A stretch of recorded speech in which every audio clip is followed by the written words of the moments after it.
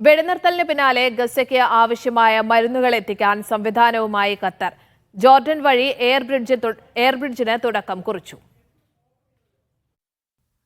ജോർദാനിലെ king Abdulla എയർബേസിൽ നിന്നും ഗസയിലെ ഖാൻ യൂനിസിലെ അൽ ഗറാറയിലേക്ക് മരുന്നുകൾ എത്തിക്കുന്നതിനുള്ള അടിയന്തര ആകാശപാതയ്ക്കാണ് ഖത്തറിന്റെ നേതൃത്വത്തിൽ തുടക്കം കുറിച്ചത്. ഖത്തർ വിദേശകാര്യ മന്ത്രാലയം അന്താരാഷ്ട്ര സഹകരണ സഹമന്ത്രി Maryam bin Thali bin Nasser Al Misnad പങ്കെടുത്ത യോഗത്തിൽ എയർബ്രിഡ്ജ് സംബന്ധിച്ച് അന്തിമ രൂപം നൽകി. ജോർദാനിലെ Qatar ambassador Sheikh Saud bin Nasser bin Jassim Al Thani, Qatar charity CEO Yousuf bin Ahmed Al Kuwari, Qatar fund for development, Qatar red crescent society എന്നിവരുടെ പ്രതിനിധികളും പങ്കെടുത്തു. എയർബ്രിഡ്ജ് സ്ഥാപിക്കുന്നത് സംബന്ധിച്ച കരാറിൽ മന്ത്രി Maryam bin Thali bin Nasser മിസ്നദും Jordan charity ഓർഗനൈസേഷനും ഒപ്പുവെച്ചു. ആകാശമാർഗം ജോർദാനിലെത്തുന്ന ഖത്തറിന്റെ സഹായ വസ്തുക്കൾ റോഡ് മാർഗം ഗസയിലെത്തിക്കുകയാണ് ഇതുവഴി ലക്ഷ്യമിടുന്നത്. വെടിനിർത്തൽ പ്രാബല്യത്തിൽ വന്നതിനു പിന്നാലെ കഴിഞ്ഞ 16 ദിവസത്തിനുള്ളിൽ 65 ട്രക്കുകളിലായി ജോർദാൻ അതിർത്തി വഴി ഖത്തർ സഹായം എത്തിച്ചതായി മന്ത്രി പറഞ്ഞു. ഈ ലാൻഡ് ബ്രിഡ്ജിന് പുറമെയാണ് ജോർദാൻ എയർബേസിൽ നിന്നും ഖാൻ യൂനിസിലേക്ക് 2 ഹെലികോപ്റ്ററുകൾ വഴി മരുന്നും ആവശ്യവസ്തുക്കളും എത്തിക്കുന്നത്. Media 1 Doha. ദുബായ് നഗരത്തിൽ 200 കോടി ദിർഹം ചെലവിട്ട് സുഖചികിത്സാ റിസോർട്ട് നിർമ്മിക്കാൻ സർക്കാർ പദ്ധതി. ലോകത്തിലെ ഏറ്റവും ഉയരം കൂടിയ വെൽബീയിങ് റിസോർട്ടാണ് നഗരത്തിൽ ഒരുങ്ങുന്നത്. തെർമ ദുബായ് എന്ന പേരിൽ ദുബായ് സെബീൽ പാർക്കിലാണ് അത്യാഡംബര സൗകര്യങ്ങളുള്ള സുഖചികിത്സാ റിസോർട്ട് വരുന്നത്. ദുബായ് കിരീടാവകാശി ഷെയ്ഖ് ഹംദാനാണ് പദ്ധതി പ്രഖ്യാപിച്ചത്. 100 മീറ്റർ ഉയരമുള്ള റിസോർട്ടിന്റെ നിർമ്മാണം 2028 പൂർത്തിയാകും. പശ്ചിമേഷ്യയിലെ ആദ്യത്തെ വെൽബീയിങ് റിസോർട്ടാകും തെർമ ദുബായ്. റിസോർട്ടിനുള്ളിൽ ലോകത്തെ ഏറ്റവും വലിയ ഇൻഡോർ ബൊട്ടാണിക്കൽ ഗാർഡൻ നിർമ്മിക്കാൻ പദ്ധതിയുണ്ട്. ഉദ്യാനത്തിൽ ലോകത്തിന്റെ വിവിധ ഭാഗങ്ങളിൽ നിന്നുള്ള 200-ലേറെ സസ്യങ്ങളുണ്ടാകും. വിനോദം, ആരോഗ്യം, വിശ്രമം, ഡൈനിങ് തുടങ്ങിയവയ്ക്കായി അന്താരാഷ്ട്ര നിലവാരമുള്ള പ്രത്യേകം സൗകര്യങ്ങളുണ്ടാകും. അത്യാധുനിക സാങ്കേതിക വിദ്യ ഉപയോഗിച്ചുള്ള വാട്ടർ ട്രീറ്റ്മെന്റും ലഭ്യമാകും. നിർമ്മാണം പൂർത്തിയായാൽ പ്രതിവർഷം 17 ലക്ഷം പേരെ റിസോർട്ടിലേക്ക് ആകർഷിക്കാമെന്നാണ് കണക്കുകൂട്ടൽ. ആഗോള വാസ്തുശില്പ സ്ഥാപനമായ DS+R ആണ് തെർമ ദുബായ് രൂപകൽപ്പന ചെയ്തിട്ടുള്ളത്. ന്യൂയോർക്കിലെ വിഖ്യാത സാംസ്കാരിക കേന്ദ്രമായ the shed, university of Chicago തുടങ്ങിയ സ്ഥാപനങ്ങൾ ഡിസൈൻ ചെയ്ത സ്ഥാപനമാണിത്. പൊതു സ്വകാര്യ നിക്ഷേപത്തിലൂടെയാണ് പദ്ധതിക്ക് ആവശ്യമായ പണം കണ്ടെത്തുക. Media 1 Dubai. ഒമാൻ റിയാലിന്റെ വിനിമയ നിരക്ക് സർവകാല റെക്കോർഡിൽ. ഒരു ഒമാൻ റിയാലിന് 225 രൂപ 60 പൈസയാണ് ഒമാനിലെ പല വിനിമയ സ്ഥാപനങ്ങളും ഇന്ന് നൽകിയത്. ഇന്ത്യൻ രൂപയുടെ മൂല്യം $1 87.10 രൂപ എന്ന സർവകാല ഇടിവിലേക്ക് കൂപ്പുകുത്തിയതോടെയാണ് വിനിമയ നിരക്ക് ഉയർന്നത്. ഇന്ത്യൻ രൂപയുടെ റിയാലിന്റെ വിനിമയ നിരക്ക് തിങ്കളാഴ്ചയോടെയാണ് പുതിയ ഉയരങ്ങളിലേക്ക് എത്തിയത്. ഒരു റിയാലിന് 225 രൂപ 60 പൈസ എന്ന നിരക്കാണ് ഇന്ന് ഒമാനിലെ പല വിനിമയ സ്ഥാപനങ്ങളും നൽകിയത്. കറൻസികളുടെ നിരക്കുകൾ കാണിക്കുന്ന അന്താരാഷ്ട്ര പോർട്ടലായ എക്സി കറൻസി കൺവെർട്ടറിൽ ഒരു റിയാലിൻ്റെ വിനിമയ നിരക്ക് 226 രൂപയിലും അധികമാണ് കാണിക്കുന്നത്. ഇന്ത്യൻ രൂപയുടെ മൂല്യം $1 87.10 രൂപ എന്ന സർവകാല ഇടിവിലേക്ക് കൂപ്പുകുത്തിയതോടെയാണ് വിനിമയ നിരക്ക് ഉയർന്നത്. ട്രംപ് അധികാരത്തിലെത്തിയതോടെ നടപ്പാക്കിയ ഇറക്കുമതി നയമാണ് ഡോളർ ശക്തമാവാൻ പ്രധാന കാരണം. കഴിഞ്ഞ ദിവസം മെക്സിക്കോ, കാനഡ, ചൈന എന്നീ രാജ്യങ്ങൾക്ക് ട്രംപ് ഇറക്കുമതി കരം ഏർപ്പെടുത്തിക്കൊണ്ട് ഉത്തരവിറക്കിയിരുന്നു. ഇതോടെ ഈ രാജ്യങ്ങൾ തിരിച്ചും ചുങ്കം ഏർപ്പെടുത്തിയേക്കും. ഇതോടെ അന്താരാഷ്ട്ര വ്യാപാര യുദ്ധം വരുമെന്ന ആശങ്കയാണ് ഡോളർ കൂടുതൽ ശക്തി പ്രാപിക്കാൻ പ്രധാന കാരണം. ഡോളർ ശക്തമാവാൻ തുടങ്ങിയതോടെ ഇന്ത്യൻ ഓഹരി വിപണിയെ നിയന്ത്രിക്കുന്ന ഫോറിൻ ഇൻസ്റ്റിറ്റ്യൂഷണൽ ഇൻവെസ്റ്റേഴ്സ് ഇന്ത്യൻ മാർക്കറ്റിൽ നിന്ന് നിക്ഷേപം പിൻവലിക്കുന്നതും രൂപയെ പ്രതികൂലമായി ബാധിക്കുന്നുണ്ട്. Media 1 Muscat. സർക്കാർ മന്ത്രാലയങ്ങളിലും ഏജൻസികളിലും കുവൈത്തൈസേഷൻ ശക്തമാക്കാൻ സിവിൽ സർവീസ് ബ്യൂറോ ഒരുങ്ങുന്നു. അർഹരായ സ്വദേശി ഉദ്യോഗസ്ഥരെ വിവിധ സർക്കാർ വകുപ്പുകളിൽ സെൻട്രൽ എംപ്ലോയ്മെന്റ് രജിസ്ട്രേഷൻ സിസ്റ്റം വഴി നിയമിക്കും. സ്വദേശിവൽക്കരണ നിയമം നടപ്പിലാക്കിയതിനു ശേഷം നിരവധി വിദേശികളെ പിരിച്ചുവിട്ടിരുന്നു. എന്നാൽ സർക്കാർ ഏജൻസികളുടെ ആവശ്യപ്രകാരം ചില പ്രവാസി ഉദ്യോഗസ്ഥരെ താൽക്കാലികമായി നിലനിർത്തിയിട്ടുണ്ട്. Sheikh Abdullah Ali Abdullah Al Salem Al Sabah Kuwait പ്രതിരോധ മന്ത്രിയായി ചുമതലയേറ്റു. കുവൈത്ത് അമീർ Sheikh Mishal Ahmed Jaber Al Sabah മുൻപാകെയാണ് സത്യപ്രതിജ്ഞ ചൊല്ലി അധികാരമേറ്റത്. കിരീടാവകാശി, പ്രധാനമന്ത്രി തുടങ്ങിയവർ സംബന്ധിച്ചു. Sheikh Fahad Al Yousef Al Sabah 1ാം ഉപപ്രധാനമന്ത്രിയും ആഭ്യന്തരമന്ത്രിയുമായും തുടരും. ഒമാനിലെ പഴയ 1000 സ്കൂൾ ബസ്സുകൾ മാറ്റി പുതിയത് വരുന്നു. ഇതിൽ 510 ബസ്സുകൾക്ക് ഡെവലപ്മെന്റ് ബാങ്ക് ധനസഹായം നൽകും. വിദ്യാഭ്യാസ മന്ത്രാലയത്തിന്റെയും കർവ മോട്ടോഴ്സിന്റെയും പങ്കാളിത്തത്തിലാണ് പദ്ധതി. 11.475 മില്യൺ ഒമാനി റിയാലാണ് ഡെവലപ്മെന്റ് ബാങ്ക് ധനസഹായമായി നൽകുക. വിദ്യാഭ്യാസ മന്ത്രാലയം, കർവ മോട്ടോഴ്സ് എന്നിവയുടെ പങ്കാളിത്തമുള്ള പദ്ധതി കഴിഞ്ഞ മാർച്ചിലാണ് ആരംഭിച്ചത്. ഓരോ ബസ്സിനും 22,500 ഒമാനി റിയാൽ വീതമാണ് പലിശയില്ലാതെ ബാങ്ക് നൽകുക. ബസ് ഉടമകൾക്ക് ആവശ്യമായ ധനസഹായം നൽകുകയാണ് ഈ സംരംഭത്തിൽ ബാങ്കിൻ്റെ പങ്ക്. ഗുണഭോക്താക്കളെ വിദ്യാഭ്യാസ മന്ത്രാലയമാണ് നാമനിർദ്ദേശം ചെയ്യുക. പലിശരഹിത ധനസഹായത്തിൻ്റെ കാലയളവ് 9 വർഷം ദീർഘിപ്പിക്കും. പഴയ സ്കൂൾ ബസ്സുകൾ മാറ്റി ഉന്നത സുരക്ഷാ നിലവാരത്തിലുള്ള ഗതാഗത സൗകര്യം വിദ്യാർത്ഥികൾക്ക് നൽകുകയാണ് പദ്ധതിയുടെ ലക്ഷ്യം. ബസ്സിന് അത്യാധുനിക നിരീക്ഷണം ഉൾപ്പെടെ ട്രാക്കിംഗ് സംവിധാനങ്ങൾ ഉണ്ടാകും. പ്രതിരോധാത്മക ഡ്രൈവിംഗ് ലൈസൻസ് ലഭിക്കാൻ ഡ്രൈവർമാരെ പരിശീലിപ്പിക്കുകയും ചെയ്യും. 5 വർഷത്തിനുള്ളിൽ 5000 പഴയ സ്കൂൾ ബസ്സുകൾ മാറ്റി പുതിയവ റോഡിലിറക്കാനാണ് മന്ത്രാലയം ലക്ഷ്യമിടുന്നത്. ഏറ്റവും പഴയ ബസ്സുകൾക്ക് ആദ്യം മുൻഗണന നൽകുന്നുണ്ട്. Media 1, Muscat. സൗദിയിലെ റിയാദിലെ ഷുമൈസിയിൽ മലയാളിയെ കുത്തേറ്റ് മരിച്ച നിലയിൽ കണ്ടെത്തി. എറണാകുളം മൂവാറ്റുപുഴ സ്വദേശി ഷമീർ അലിയാറാണ് കൊല്ലപ്പെട്ടത്. മോഷ്ടാക്കളുടെ ആക്രമണമാണെന്നാണ് സംശയം. ഷമീറിന്റെ വാഹനവും ഫോണും ലാപ്ടോപ്പും പണവും നഷ്ടമായിട്ടുണ്ട്. പോലീസ് അന്വേഷണം തുടങ്ങി. കഴിഞ്ഞ ദിവസം രാത്രിയിലാണ് സംഭവം. ജോലി കഴിഞ്ഞ് തിരിച്ചെത്തിയ ഷമീർ അലിയാർ റൂമിലെത്തിയിട്ടും വിവരമില്ലാതായപ്പോൾ സുഹൃത്തുക്കൾ അന്വേഷിച്ചെത്തുകയായിരുന്നു. റൂമിൽ വെച്ച് മോഷ്ടാക്കളുടെ കുത്തേറ്റ് മരിച്ചതായാണ് സുഹൃത്തുക്കൾക്ക് പോലീസിൽ നിന്നും ലഭിച്ച വിവരം. പോലീസ് അന്വേഷണം തുടരുകയാണ്. എറണാകുളം മൂവാറ്റുപുഴ കാലാമ്പൂർ സ്വദേശിയാണ് ഇലഞ്ഞായിൽ ഷമീർ അലിയാർ. 47 വയസ്സായിരുന്നു. മൊബൈൽ കടയും വ്യാപാരവും ഉൾപ്പെടെ മേഖലയിലായിരുന്നു ഷമീറിന്റെ ജോലി. KMCCയുടെ എറണാകുളം എക്സിക്യൂട്ടീവ് കമ്മിറ്റി അംഗമാണ്. മൃതദേഹം റിയാദ് ഷുമൈസി ഹോസ്പിറ്റലിൽ സൂക്ഷിച്ചിട്ടുണ്ട്. പോസ്റ്റ്മോർട്ടത്തിന് ശേഷമാകും തുടർ നടപടികൾ. ഭാര്യ ഷുമൈസി ആശുപത്രിയിൽ നഴ്സാണ്. 3 മക്കളുണ്ട്. സാമൂഹ്യ പ്രവർത്തകൻ സിദ്ദിഖ് തുവൂരിന്റെ മേൽനോട്ടത്തിലാണ് നടപടികൾ പൂർത്തിയാക്കുന്നത്. Media 1, Riyadh. ചന്ദ്രനിലേക്ക് മനുഷ്യനെ അയക്കാനുള്ള UAEയുടെ സ്വപ്ന പദ്ധതി പുതിയ ഘട്ടത്തിലേക്ക്. ചാന്ദ്രഭ്രമണപഥത്തിലേക്ക് ഇമറാത്തി ബഹിരാകാശ യാത്രികനെ അയക്കുന്നതുമായി ബന്ധപ്പെട്ട തന്ത്രപ്രധാന കരാറിൽ UAE ഒപ്പുവച്ചു. UAEയുടെ ബഹിരാകാശ ലക്ഷ്യങ്ങൾക്ക് പുതിയ ചിറക് നൽകുന്ന സുപ്രധാനമായ കരാറിലാണ് ബഹിരാകാശ agency Mohammed bin Rashid space centre ഒപ്പുവെച്ചത്. European aerospace company Thales Alenia സ്പേസുമായാണ് സഹകരണ കരാർ. പ്രധാനമന്ത്രി ഷെയ്ഖ് മുഹമ്മദ് ബിൻ റാഷിദിന്റെ സാന്നിധ്യത്തിലായിരുന്നു കരാർ ഒപ്പുവെക്കൽ. ചാന്ദ്രഭ്രമണപഥത്തിൽ സ്ഥാപിക്കുന്ന ലൂണാർ ഗേറ്റ്വേ സ്റ്റേഷന് ആവശ്യമായ എയർലോക്ക് അഥവാ പ്രവേശന കവാടം നിർമ്മിക്കുന്നതിനാണ് ഇരു സ്ഥാപനങ്ങളും ധാരണയിലെത്തിയത്. അന്താരാഷ്ട്ര ബഹിരാകാശ നിലയത്തിന് സമാനമായ രീതിയിൽ ചന്ദ്രന്റെ ഭ്രമണപഥത്തിൽ ലൂണാർ ഗേറ്റ്വേ സ്റ്റേഷൻ സ്ഥാപിക്കാനുള്ള നാസയുടെ പദ്ധതിയിൽ ഭാഗമാകുമെന്ന് കഴിഞ്ഞ വർഷം UAE വ്യക്തമാക്കിയിരുന്നു. ഇതിന്റെ അടുത്ത ചുവടാണ് പുതിയ കരാർ. അറബ് ബഹിരാകാശ യാത്രികനെ ആദ്യമായി ചാന്ദ്ര ഭ്രമണപഥത്തിലേക്ക് അയക്കാൻ വഴി തുറക്കുന്നതാണ് ലൂണാർ ഗേറ്റ്വേ സ്റ്റേഷൻ. 2030 ബഹിരാകാശ നിലയം പൂർത്തിയാകുമെന്ന് പ്രതീക്ഷിക്കുന്നു. ഇതിനു പിന്നാലെ ആദ്യ ഇമാറാത്തി ബഹിരാകാശ സഞ്ചാരി ചന്ദ്രനെ ലക്ഷ്യമെക്കും. ബഹിരാകാശ മേഖലയിലെ ഡിജിറ്റൽ സാങ്കേതിക വിദ്യയുമായി ബന്ധപ്പെട്ട് Mohammed bin Rashid space centre കഴിഞ്ഞയാഴ്ച ടോക്കിയോ ആസ്ഥാനമായ സ്പേസ് ഡാറ്റയുമായി ധാരണാപത്രം ഒപ്പുവച്ചിരുന്നു. ഇതിനു പിന്നാലെയാണ് തേൽസ് അലീനിയയുമായുള്ള പങ്കാളിത്തം പ്രഖ്യാപിക്കുന്നത്. Media 1, Dubai. സൗദിയുടെ ഓൺലൈൻ സേവന പ്ലാറ്റ്ഫോമായ അബ്ഷിർ കൂടുതൽ സേവനങ്ങൾ ഉൾപ്പെടുത്തി. തൊഴിലാളികളുടെ പേരിലെ തെറ്റ് തിരുത്താനുള്ള സൗകര്യമടക്കമുള്ള പരിഷ്കരണങ്ങൾ ഉൾപ്പെടുത്തി. കാലപ്പഴക്കം ചെയ്തതോ നഷ്ടപ്പെട്ടതോ ആയ ജനന സർട്ടിഫിക്കറ്റുകൾ പുതുക്കാനും അബ്ഷിർ വഴി സാധിക്കും. സൗദി ആഭ്യന്തര മന്ത്രാലയത്തിന്റെ ഓൺലൈൻ സേവന പ്ലാറ്റ്ഫോമാണ് അബ്ഷിർ. നിലവിൽ നൽകുന്ന സേവനങ്ങൾക്ക് പുറമെ അധിക സർവീസുകളാണ് കൂട്ടിച്ചേർത്തത്. Saudi data and artificial intelligence അതോറിറ്റിയുമായി സഹകരിച്ചാണിത്. കേടായതോ നഷ്ടപ്പെട്ടതോ ആയ ഫാമിലി കാർഡിന് പകരം പുതിയവക്ക് അബ്ഷിർ വഴി ഇപ്പോൾ അപേക്ഷിക്കാം. അനാഥ കുട്ടികളുമായി ബന്ധപ്പെട്ട ജനന മരണ സർട്ടിഫിക്കറ്റ് ഇഷ്യൂ ചെയ്യുന്ന സേവനവും പ്ലാറ്റ്ഫോമിന്റെ ഭാഗമാക്കി.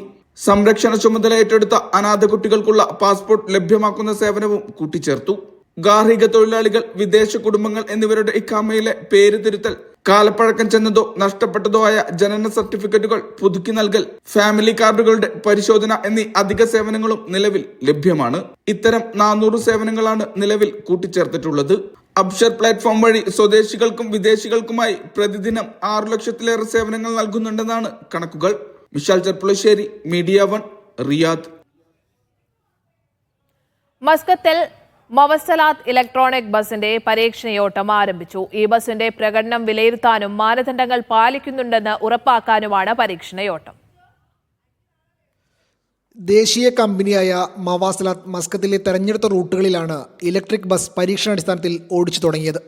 2050 കാർബൺ ബഹിർഗമനം 0 എന്നതാണ് ഒമാന്റെ ലക്ഷ്യം. 28 യാത്രക്കാരെ ഉൾക്കൊള്ളാൻ കഴിയുന്നതാണ് ബസ്. മണിക്കൂറിൽ 70 മുതൽ 130 കിലോമീറ്റർ വരെ വേഗതയിൽ സഞ്ചരിക്കാൻ രൂപകൽപ്പന ചെയ്തിരിക്കുന്നതിനാൽ നഗര പരിസ്ഥിതിക്ക് ഇത് വളരെ അനുയോജ്യമാകും. MAN കമ്പനിയുമായി കൈകോർത്താണ് മവാസലാത്ത് ഇലക്ട്രിക് ബസ്സുകൾ യാഥാർത്ഥ്യമാക്കിയിരിക്കുന്നത്.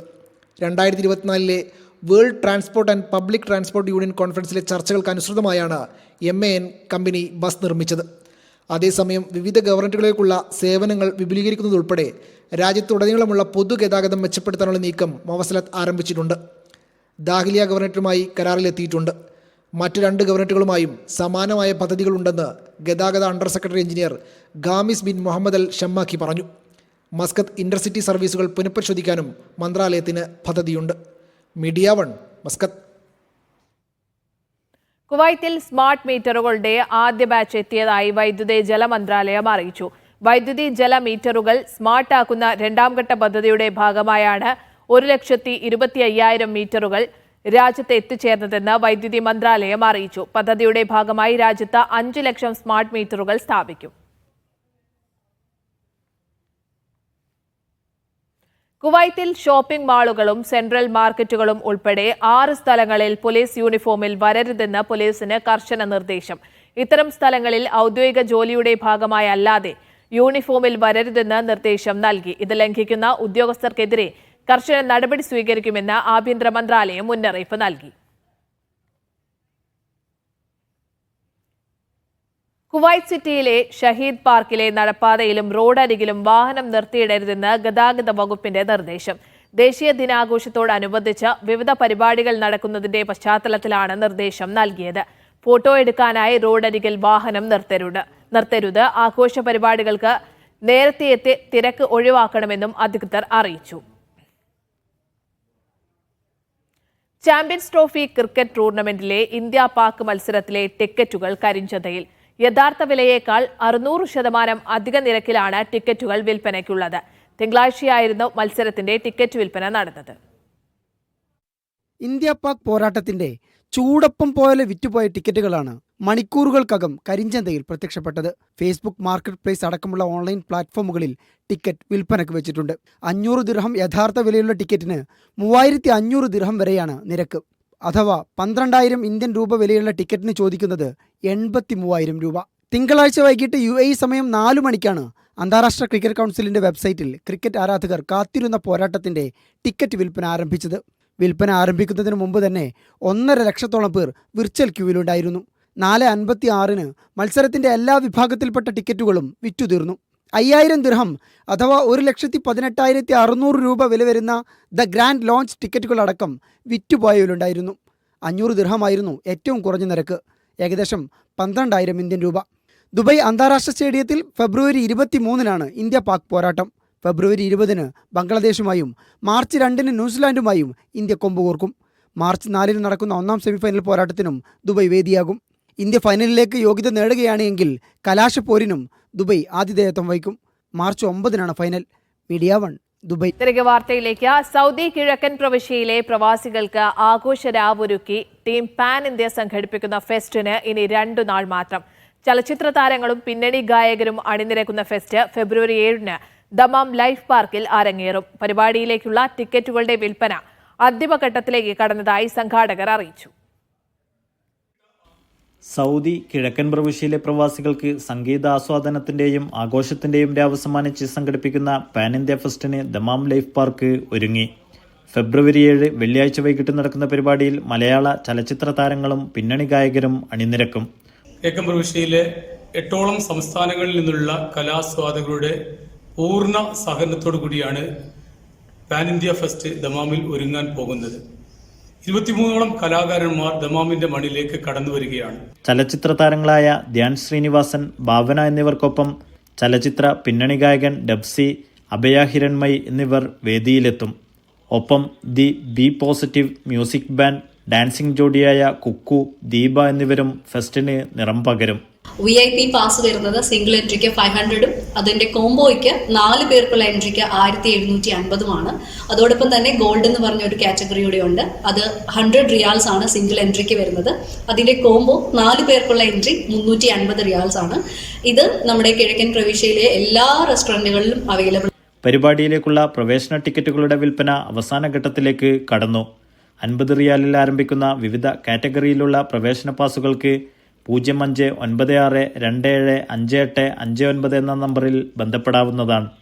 സംഘാടകരായ Alikutty Olavattoor, Dona Susan, Asif Kondotty, Razak Babu, ABP Alex, Sheeba Sona, Raza Al Fardan എന്നിവർ വാർത്താസമ്മേളനത്തിൽ പങ്കെടുത്തു.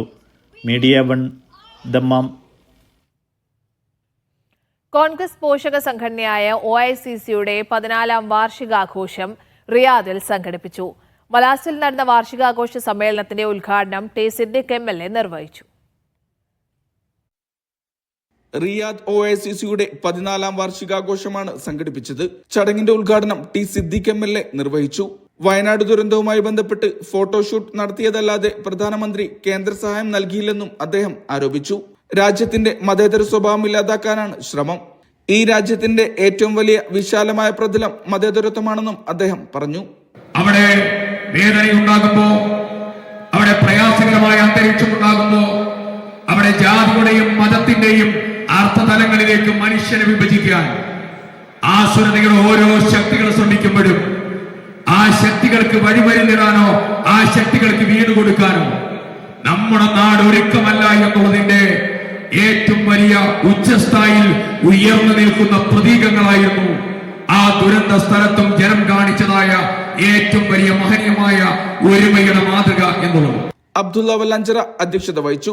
ചടങ്ങിൽ CP മുസ്തഫ, സുരേഷ് കണ്ണപുരം, മജീദ് ചിങ്ങോലി, സെലിം കളക്കര, നവാസ് വെള്ളിമാടുകുന്നു തുടങ്ങി നിരവധി പേർ സംസാരിച്ചു. വിവിധ കലാപരിപാടികളും ചടങ്ങിന്റെ ഭാഗമായി. Mishal Cherpulassery, media 1 Riyadh. ഏഷ്യൻ പെയിന്റ്സിന്റെ ഡെക്കോർ ലോഞ്ച് ഗൾഫ് ടെക് ഗ്രൂപ്പിന്റെ ഭാഗമായ ഒമാനിലെ സലാലയിലെ അൽ റൌദ് ബിൽഡിംഗ് മെറ്റീരിയൽസിൽ പ്രവർത്തനം ആരംഭിച്ചു. GCCയിലെ ഏഷ്യൻ പെയിന്റ്സിന്റെ ആദ്യ ഡെക്കോർ ലോഞ്ചിനാണ് തുടക്കം കുറിച്ചത്. സനായിയയിലെ ഷോറൂമിൽ നടന്ന ചടങ്ങിൽ Gulf tech and G gold group chairman PK Abdurazak, Asian space GM Gopalakrishnan എന്നിവരുടെ സാന്നിധ്യത്തിൽ മുഹ്സിൻ സെയ്ദ് ഫാദിൽ ഉദ്ഘാടനം നിർവഹിച്ചു. കസ്റ്റമേഴ്സിന് അവരുടെ കൺസെപ്റ്റ് സെലക്ഷൻ സൗകര്യപ്രദമായ രീതിയിൽ വിശാലമായി സജ്ജീകരിച്ച ഇത്തരത്തിലുള്ള GCCയിലെ തന്നെ ആദ്യ ലോഞ്ചാണ് തുറന്നിരിക്കുന്നത്.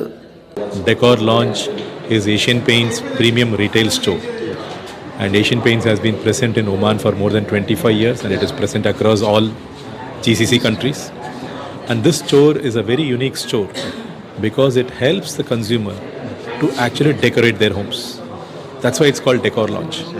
So we have created an experience for consumers to come and have a look at actually finished walls, finished panels and room sets. As you could see, this is the only store where we have done room sets inside a paint store. ഡിക്കോറിന്റെ പ്രത്യേകത ഡിജിറ്റലിലും നേരിട്ടും ഇത് select ചെയ്യാനാകും എന്നതാണ്. And this will have the facility to have consultancy about decor, about color combinations and about various different paint finishes. And the consumers can discuss with color consultants and product consultants who will be able to help them execute the painting job as well. So it's one of the kind unique store.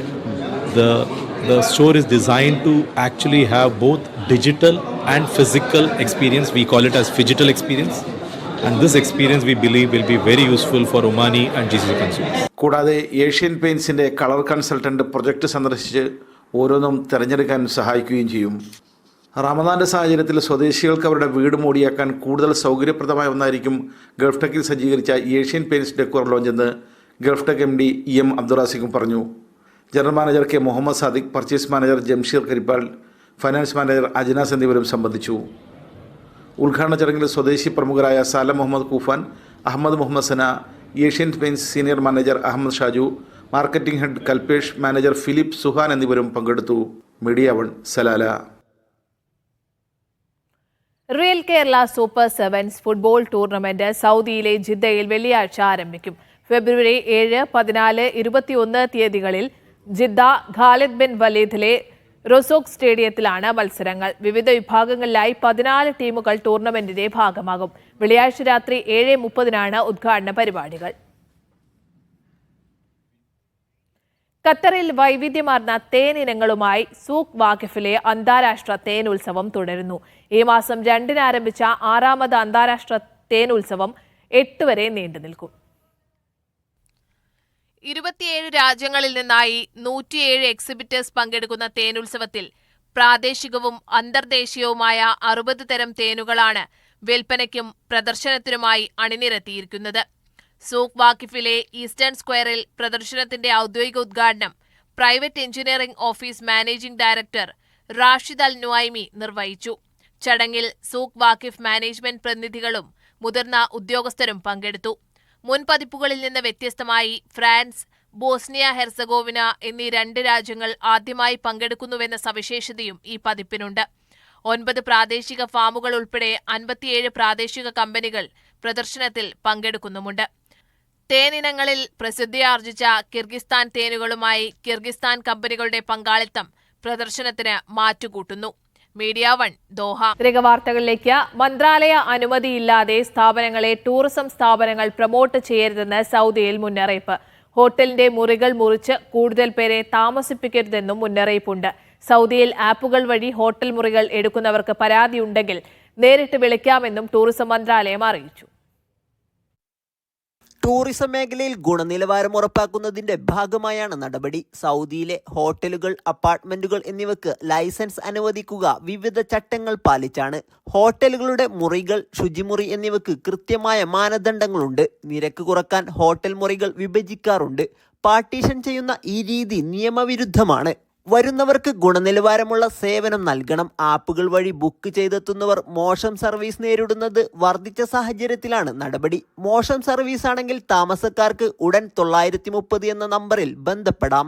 പല സ്ഥാപനങ്ങളും licence ഇല്ലാതെ ആളുകളെ താമസിപ്പിക്കുന്നുണ്ട്. ഇവ ആപ്ലിക്കേഷനിൽ ചേർക്കുന്നതിന് നടപടി തുടരുന്നുണ്ട്. Sabith Saleem, media 1, Jeddah. Palakkad Pattambi സ്വദേശി ദുബൈയിൽ അന്തരിച്ചു. കുറയാത്തുംതൊടിയിൽ മുഹമ്മദ് ഷാഫിയാണ് മരിച്ചത്. 39 വയസ്സായിരുന്നു. ദുബായ് ഇന്റർനാഷണൽ സിറ്റിയിലെ ഷക്ലൻ സൂപ്പർ മാർക്കറ്റ് ജീവനക്കാരനാണ്. ദിവസങ്ങൾക്ക് മുൻപ് കുഴഞ്ഞു വീണ ഇദ്ദേഹം ആശുപത്രിയിൽ ചികിത്സയിലായി. 2025 സംഘടിപ്പിച്ചു. വിവിധ ആശുപത്രികളിൽ നിന്നുള്ള ഡോക്ടർമാരും നഴ്സുമാരും ഉൾപ്പെടെ 100-ലധികം ജീവനക്കാർ പങ്കെടുത്തു. മെഡിക്കൽ വിങ്ങിന്റെ 10ാം വാർഷികത്തോടനുബന്ധിച്ചാണ് മീറ്റ് നടത്തിയത്. സമ്മേളനം Kuwait KMCC acting president റഹു Mashhoor ഉദ്ഘാടനം ചെയ്തു. മുസ്തഫ കാരി അധ്യക്ഷത വഹിച്ചു. ഡോക്ടർ അമീർ മുഖ്യപ്രഭാഷണം നടത്തി. ചടങ്ങിൽ അമ്മാർ അലി അൽ കന്ദറി മെഡിക്കൽ വിങ്ങിന്റെ ലോഗോ പ്രകാശനം ചെയ്തു. സാരഥി കുവൈത്ത് ഗണിതശാസ്ത്രമേള ഫ്യൂച്ചറോളജി 2025 സംഘടിപ്പിച്ചു. സാൽമിയ ഇന്ത്യൻ എക്സലൻസ് സ്കൂളിൽ നടന്ന മേളയിൽ 16 യൂണിറ്റുകളിൽ നിന്ന് 250-ലധികം കുട്ടികൾ പങ്കെടുത്തു. ശാസ്ത്രജ്ഞൻ ജാഫർ അലി പരോൾ മേള ഉദ്ഘാടനം ചെയ്തു. KR അജി അധ്യക്ഷത വഹിച്ചു. 13 വിഭാഗങ്ങളിലായി മത്സരങ്ങൾ നടന്നു. Kerala art lovers association Kuwait മുഖാമുഖം സംഘടിപ്പിച്ചു. മംഗഫ് കലാ സെന്ററിൽ നടന്ന പരിപാടിയിൽ പുരോഗമന കലാസാഹിത്യ സംഘം സെക്രട്ടറി ഡോക്ടർ MA സിദ്ദിഖ് അതിഥിയായി പങ്കെടുത്തു. പ്രേമൽ ഇല്ലത്ത, സലാം പത്താംകുളം, ഷാജു ഹനീഫ്, ശരത് ചന്ദ്രൻ എന്നിവർ സംവാദത്തിൽ പങ്കെടുത്തു. ദമ്മം നടുവണ്ണൂർ ഗ്ലോബൽ ഫോറം വാർഷിക ജനറൽ ബോഡി യോഗവും കുടുംബ സംഗമവും സംഘടിപ്പിച്ചു. റഹ്മാൻ കാരയാട് ഉദ്ഘാടനം ചെയ്തു. നാസർ കാവിൽ, ഷിറാഫ് മൂലാട്, നസീർ എംപയർ, സന്തോഷ് വാഗയാട് എന്നിവർ സംസാരിച്ചു. റിയാസ് കലക്കിലിനെ പ്രസിഡന്റായും ജിഷാദ് ചമ്പോടിനെ ജനറൽ സെക്രട്ടറിയായും നിസാർ കൊല്ലോറത്തിനെ ട്രഷററായും തെരഞ്ഞെടുത്തു.